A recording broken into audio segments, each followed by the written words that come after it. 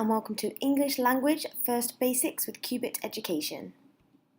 In this video, you will learn some introductions, some greetings, and some basic phrases. Let's begin. Hello. Hello can be used when you first meet a person, whether you've met them before or not. A few other ways to say hello are hi, hiya or heya. Now, this one is used very informally depending on where it is that you are. So this can be used in London, in Leicester, in surrounding areas like that.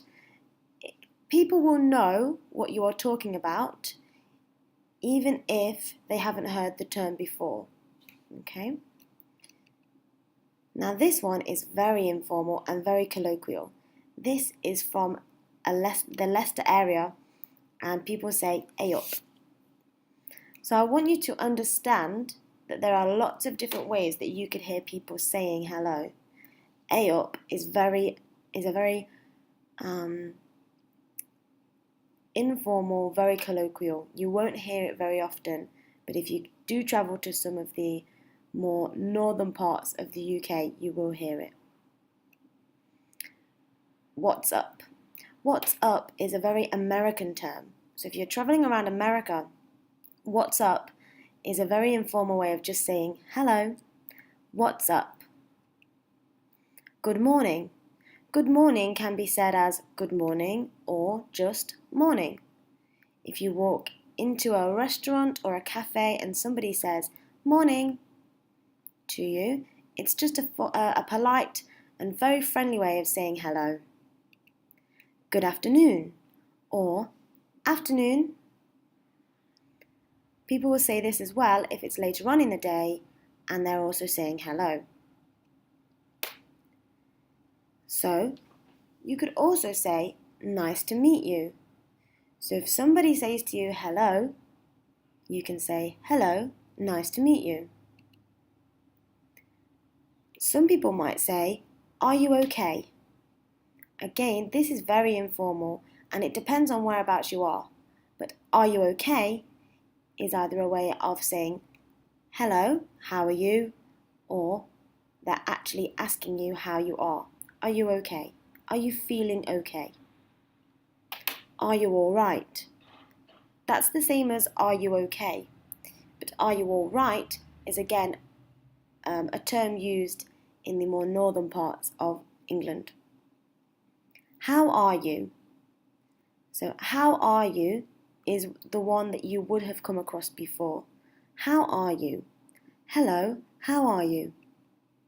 I'm fine, thank you. You could reply with I'm fine, thank you. Or you could say I'm fine, and you?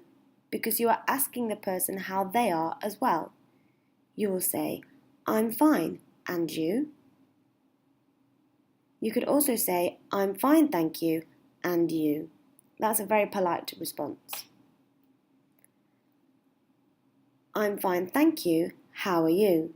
So it's the same, but the I'm fine, thank you, and you is just shortened. So an even more polite way is saying, I'm fine, thank you, how are you? What is your name? What is your name? So when you're asking somebody their name, you just say, what is your name? And you could say, or they could say, my name is, and then say their name. So you could say, my name is Robert, for example. Where are you from? So you could be asking them if they are from a city, a country, or a town. So this is a very broad term. Where are you from?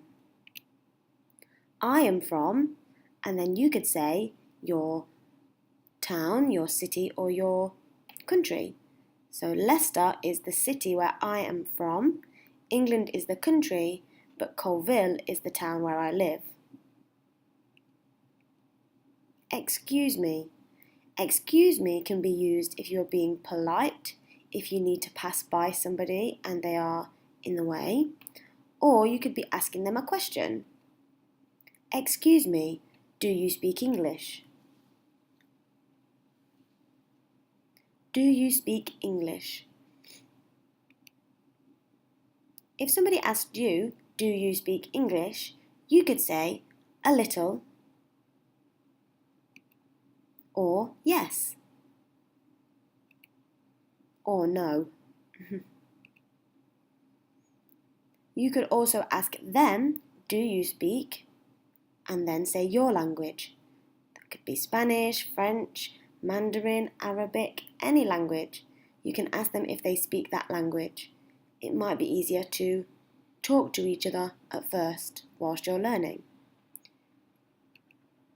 I don't speak English. So you could also say, I don't speak English. I speak, and then you can say your language. What do you do?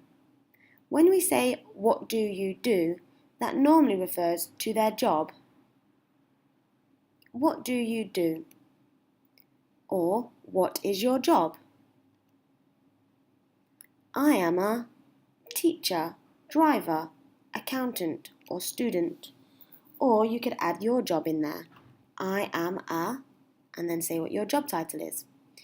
You could also say it like this. I work in, and then it could be business, accounts, or teaching, or whatever job role you have. How old are you? How old are you?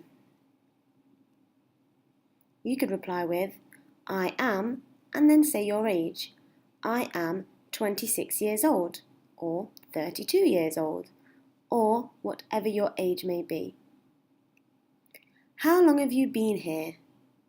How long have you been here? Now, when we say how long have you been here, that could probably mean how long have you been in England? How long have you been living in this town? And you can just reply, I have been here for, and then you'll say the number of years, months, days, or weeks, or even hours if you've only just arrived in the country or the town. How long have you been here? How long have you lived in this country? How long have you lived in this country? So here they are being more specific. How long have you been in this country? I have lived in this country for, and then you will say, however many years, months, days, or weeks. How long have you lived in this area? So now they're talking about this specific place where you are now, not the country, but the town or the city. How long have you lived in this area? I have lived in this area for however many years, months, days, or weeks. You could also speak more informally, and when somebody asks you how long have you lived in this area, you could just say the number of years, months, or days, or weeks. You don't always have to say I have been here for, or I have lived in this area for, or I have lived in this country for. You can just answer with the amount of days, or weeks, or years, or months. So let's look at some basic phrases now. Hello. We've already talked about hello, but we're going to go into a bit more detail on how to respond. So you could respond with hello. If somebody said goodbye, you could also respond with goodbye, or see you later, or see you tomorrow. See you later just means that you might see them later on in the day or later on in the week. It's quite informal, so it doesn't matter if you use it and you aren't going to see them again soon. You can still say it. Or if you're going to see them the next day, you could say, see you tomorrow. If you had said goodbye first, these are some of the phrases that you might hear being said back to you. Thank you. If somebody says thank you to you, you could reply with no problem or you're welcome.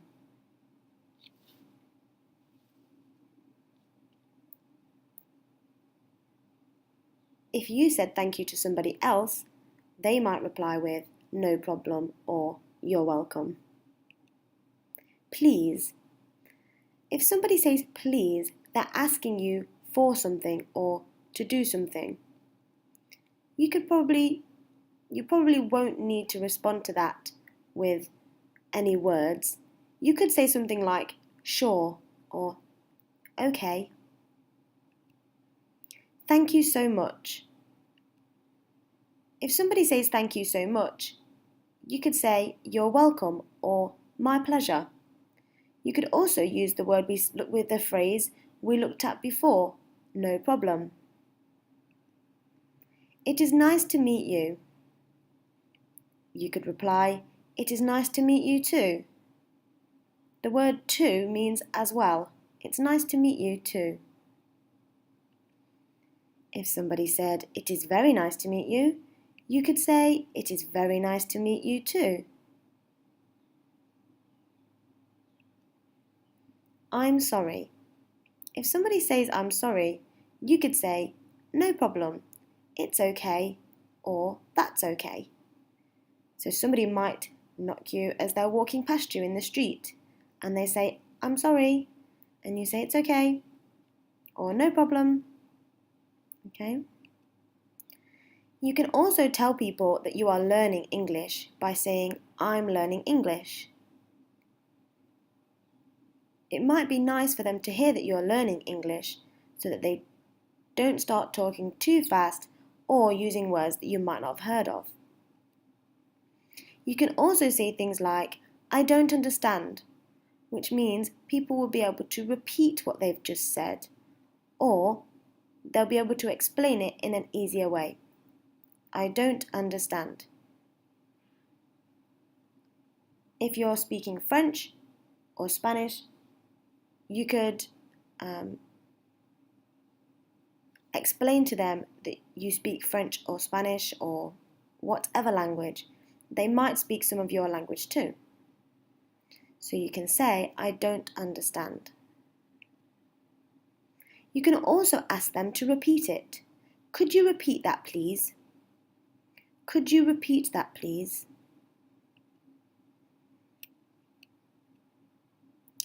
So, you can also say, could you please talk slower? This means that they'll slow down their speech so that you can understand. Could you please talk slower? Another way of saying this is, could you speak slower, please? Could you speak slower, please?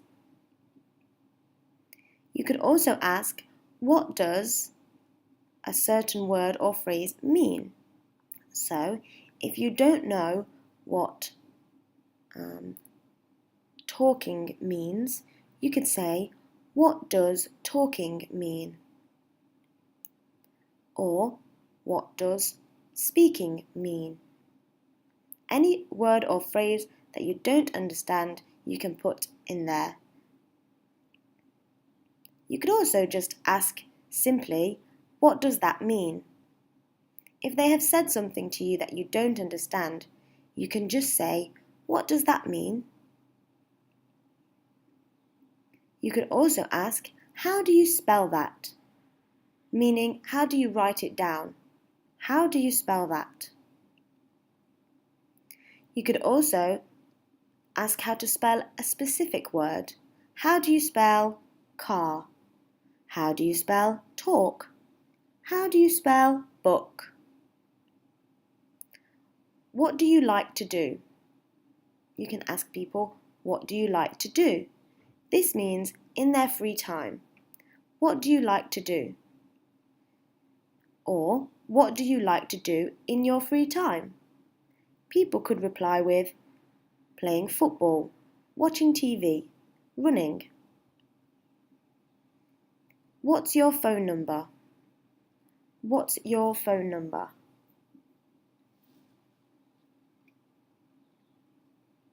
What's your phone number is actually shortened version of what is your phone number. What is has been shortened to what's. Let's have a look at this. Here we have what is. When people are talking quickly, they shorten it to what's. They remove the I and put an apostrophe. So, if you're speaking nice and formally, you would say, what is your phone number? But if you're speaking quickly and to friends in an informal setting, you can say, what's your phone number? You could also ask them, do you have Facebook?